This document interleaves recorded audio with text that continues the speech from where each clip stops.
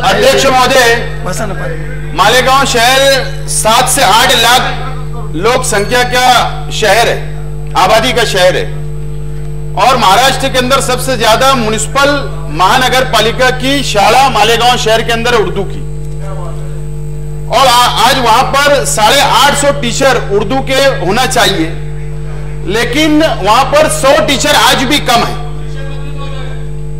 मैं आपके माध्यम से मंत्री जी से बोलना चाहूंगा, मेरी डिमांड है कि वहां पर आप विशेष 100 टीचर भरने के लिए उर्दू की आप परवानगी मालेगांव शहर शिक्षण मंडल को आप देंगे, ऐसी मैं विनती करता हूं।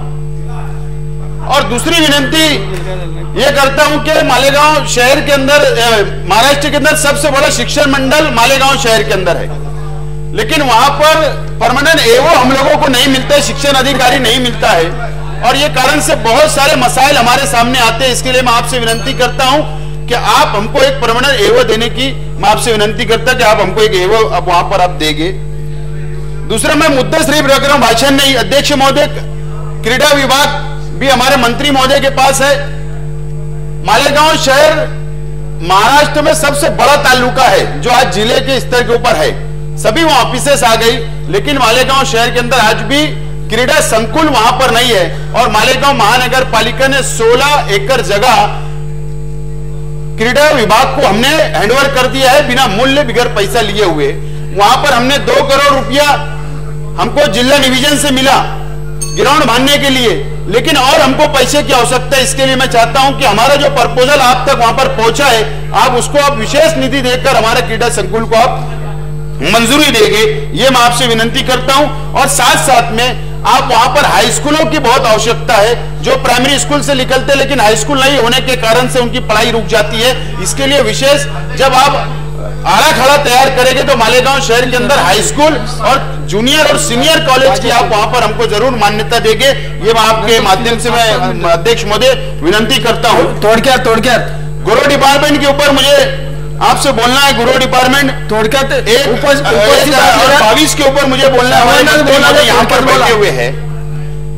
गुरु डिपार्टमेंट मालेगांव शहर के अंदर हमारा पुलिस डिपार्टमेंट है, मंत्री महोदय, वहां पर हमारे मालेगांव शहर के अंदर एक बहुत ईमानदार अपने आप को बोलने वाले डिवाइस भी वहां पर आए हुए, जो उनके 3 वर्ष पूरे हो गए। राजेश, लेकिन आज हमारे सभी आमदारों ने शिकायत की कि पुलिस का वर्तन आमदारों के साथ कैसा होना चाहिए, लेकिन उनका वर्तन आमदार के आम पब्लिक के साथ ऐसा गैर वर्तन है कि उनके कारण से कभी भी मालेगांव शहर का लैंड ऑर्डर बिगड़ सकता है। वो कोई भी समाज के लिए उनका वर्तन बराबर नहीं है, उनकी भाषा बराबर नहीं होती है।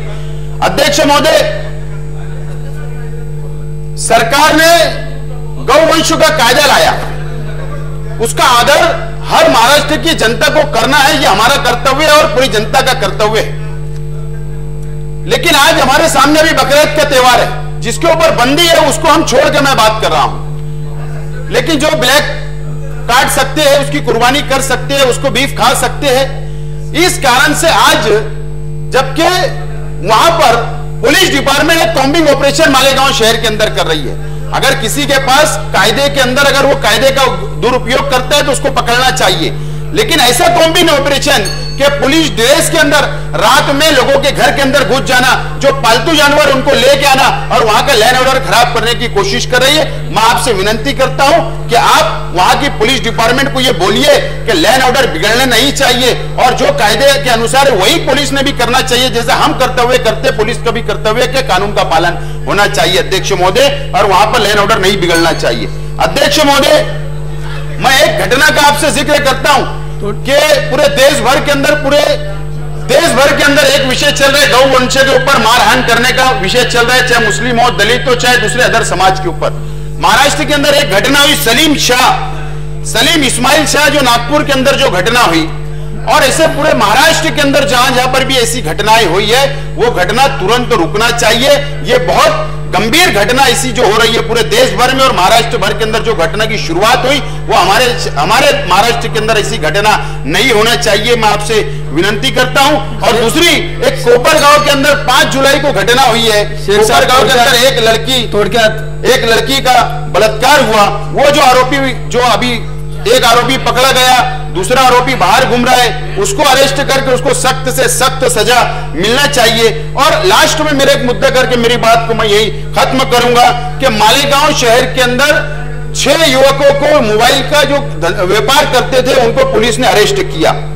उन पे उन्होंने आरोप लगाया कि IMEI कार्ड बदलने का काम वो करता है, ऐसा उनके ऊपर आरोप लगाया।